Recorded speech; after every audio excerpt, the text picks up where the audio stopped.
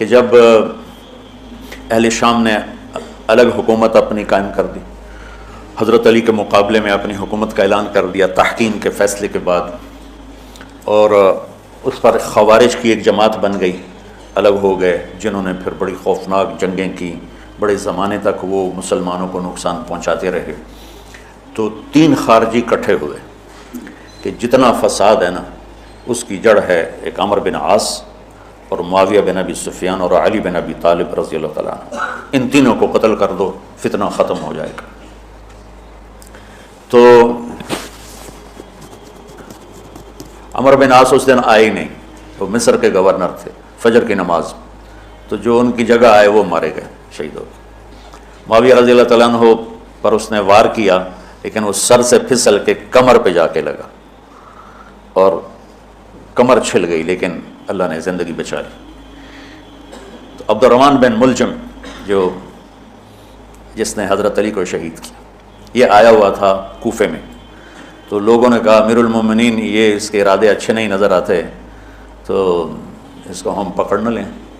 فرمان لگے تو مجھے پھر اللہ کی ملاقات کیسے ملے گی؟ میں تو تم میں نہیں رہنا چاہتا، میں تو اللہ سے ملنا چاہتا ہوں۔ حضرت علی کے ساتھیوں نے بڑی بے وفائی کی، بڑی بے وفائی کی، اس لیے میں کہہ رہا ہوں مظلوم ترین ہستی۔ بسر بن ابی ارطاط نے یمن پہ قبضہ کر لیا شام کے لشکر کی طرف سے، اور حضرت عبید اللہ بن عباس رضی اللہ تعالیٰ عنہ کے 2 بچے اپنے ہاتھوں سے ذبح کیے جیسے بکرا ذبح کیا جاتا، آل رسول کے 2 بچوں۔ میں صنعاء میں اس مسجد میں گیا، وہیں ان کی قبریں موجود ہیں۔ تو حضرت علی بے قرار ہو کے نکلے کہ چلو اہل شام کے خلاف جہاد کریں، اور باہر شہر سے باہر جا کے خیمہ لگایا رات کو۔ صبح دیکھا تو ایک آدمی بھی نہیں آیا ہوا تھا، اکیلے تھے۔ تو پھر بڑے دکھی دل کے ساتھ واپس آئے اور اپنی داڑھی کو پکڑ کر کہنے لگے تو کب رنگین ہوگی؟ ایک دفعہ بیمار تھے تو کہنے لگے یا رسول اللہ مجھے لگتا ہے میری موت کا وقت آ گیا۔ میں نے کہا نہیں، تیری موت آئے گی جب اس خون سے یہ رنگین ہوگی، جب تیرے سر کے خون سے تیری داڑھی رنگین ہوگی اس وقت تیری موت آئے گی۔ تو اس جملے کو یاد کر کے کہتے تو کب رنگین ہوگی، تو کب رنگین ہوگی۔ چونکہ ساتھ ہی ساتھ چھوڑ گئے تھے تو شدید قسم کی بے وفائی کا سامنا ہوا۔ پھر آگے نسل ذبح، آپ نے حضرت حسین کا کربلا تو پڑھا ہوا، لیکن میں نے جو گلدستہ اہل بیت کے بعد میں نے جب پڑھا تو جو اس کم وقت ابو جعفر منصور نے آل حسن پہ ظلم توڑے، اللہ میری ہچکی لگ گئی روتے روتے۔ تو میں اس کی تفصیل آپ کو بتا نہیں سکتا کا مطلب ہے کہ میرا سر ساتھ نہیں دے رہا، تو ہچکی لگ گئی میری روتے روتے۔ ان کی ساری اولاد کو آخر میں پہلی دردناک سزائیں دی، دردناک سزائیں دی، اور پھر ان سب کو ایک کمرے میں بند کر کے چاروں طرف سے کمرہ ٹائٹ کر دیا، ہوا بند کر دی، گھٹ کے سارے شہید ہو گئے، اس کے تڑپ تڑپ کے سب اس میں شہید ہو گئے۔ اس لیے میں کہہ رہا ہوں سب سے مظلوم ہستی ہیں علی بن ابی طالب۔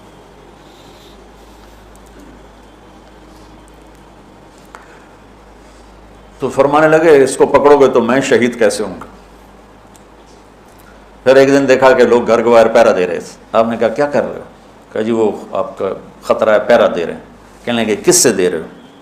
زمین والوں سے، آسمان والوں سے؟ وہ کہنے لگے جی آسمان والوں سے کون دے سکتا ہوں، زمین والوں سے پہرا دینے کا، بیٹا جا کے سو جاؤ، آسمان والا فیصلہ کرتا ہے تو زمینی پہرے کام نہیں آتے، جاؤ، اور فیصلے آسمان سے اترتے ہیں، زمین پہ نہیں اترتے۔ تو 21 رمضان کو فجر کی نماز میں اس نے آ کے جو وار وہ سیدھا سر پہ لگا تو سر پھٹ گیا، تلوار دماغ میں چلی گئی، شور مچ گیا، پکڑا گیا۔ اب دیکھنا حضرت علی کے اخلاق،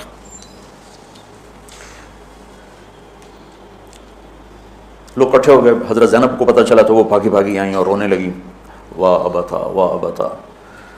تو وہ کہنے لگا، وہ لوگ کو پٹی پٹی باندھنے لگے، تو وہ کہنے لگا ابن ملجم جتنی مرضی پٹیاں باندھ لو، اب یہ مر کے ہی رہے گا، اس تلوار کو 1 مہینہ زہر میں ڈبو کے رکھا ہے پھر وار کیا ہے۔ تو اس پر تو بڑے سے بڑے حلیم کو غصہ آ جانا چاہیے، وہیں اس کا قیمہ ہو جاتا۔ اور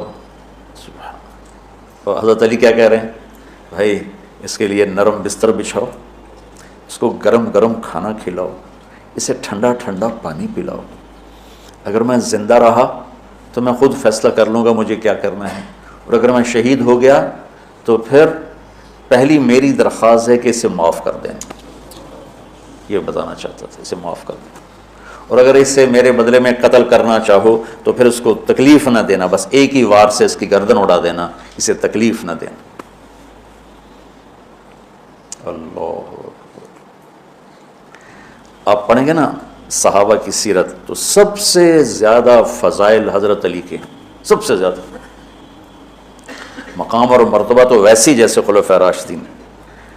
سارے صحابہ اللہ کے ہاں مغفور محبوب، ان میں سے 10 مقرب ترین ابو بکر، عمر، عثمان، علی، طلحہ، زبیر، سعد، سعید، ابو عبیدہ بن جراح اور عبد الرحمن بن عوف.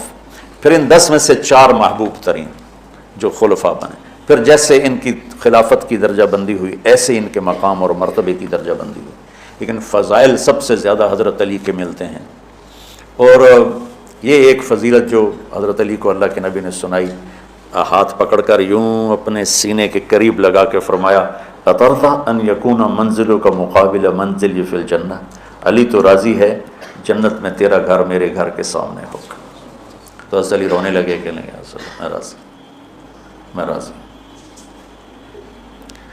تو آج کی رات اس ہستی کی شہادت ہے، فجر کی نماز میں ان کا انتقال ہوا، جن کو میرے نبی نے ابو تراب کا لقب دیا. کہ تو میرے لیے ایسے ہے جیسے موسیٰ کے لیے ہارون ہے، تیرا گھر جنت میں میرے گھر کے سامنے ہوگا. پھر آپ نے اپنی بیٹی فاطمہ سے کہا فاطمہ تو میں یہ دونوں حسن حسین اور یہ جو سویا ہوا ہے، حضرت علی جاگے نہیں، وہ سوئے ہوئے تھے، یہ جو سویا ہوا ہے ہم پانچوں آخرت میں ایک ہی جگہ پر ہوں گے، اکٹھے ہوں گے. تو یہ بڑے درجے کے صحابہ میں. اور اللہ کی قدرت ہے کہ اللہ نے کسی خالص ہاشمی کو حکومت نہیں دی، کامیاب نہیں ہونے تھی. بنو عباس بھی اہل بیت ہیں لیکن ذرا دور سے. ان کے 35 حکمران آئے، 35 میں سوائے ایک کے سب کی مائیں ہاشمی نہیں تھی. پہلے ہاشمی خلیفہ بنے حضرت علی، والد کی طرف سے بھی والدہ کی طرف سے. اور وہ کہتے تھے تو کب رنگین ہوگی، اور موت مانگتے مانگتے یہاں تک کہ شہید ہو کے چلے گئے اور دکھوں بھری زندگی گزاری. وَلَقَدْ رَأَيْتُهُ فِي بَعْضِ مَوَاقِفِهِ وَقَدْ أَرْخَى اللَّيْلُ سُدُولَهُ وَغَارَ النَّجُومُهُ وَهُوَ قَائِمٌ يُصَلِّي فِي الْمِحْرَابِ قَابِضًا عَلَى لِحْيَتِهِ يَتَمَلْمَلُ تَمَلْمُلَ السَّلِيمِ وَيَبْكِي بُكَاءَ الْحَزِينِ وَيَقُولُ لِلدُّنْيَا إِلَيَّ تَغَرَرْتِ وَإِلَيَّ تَشَوَّقْتِ وَإِلَيَّ تَزَيَّنْتِ وَإِلَيَّ تَشَوَّفْتِ آهٍ آه من قلة الزاد وبعد السفر ووحشة الطريق آيتها الدنيا غري غيري قد بتتك الثلاث عمرك قصير ومجلسك حقير وخطرك يسير من قلة الزاد وبعد السفر ووحشة الطريق. یہ درد بھری فریاد ان کی روز ہوتی تھی رات. ایسے تڑپتے تھے جیسے سانپ کا ڈسا تڑپتا ہے، اور ایسے روتے تھے جیسے دکھوں کا مارا روتا ہے.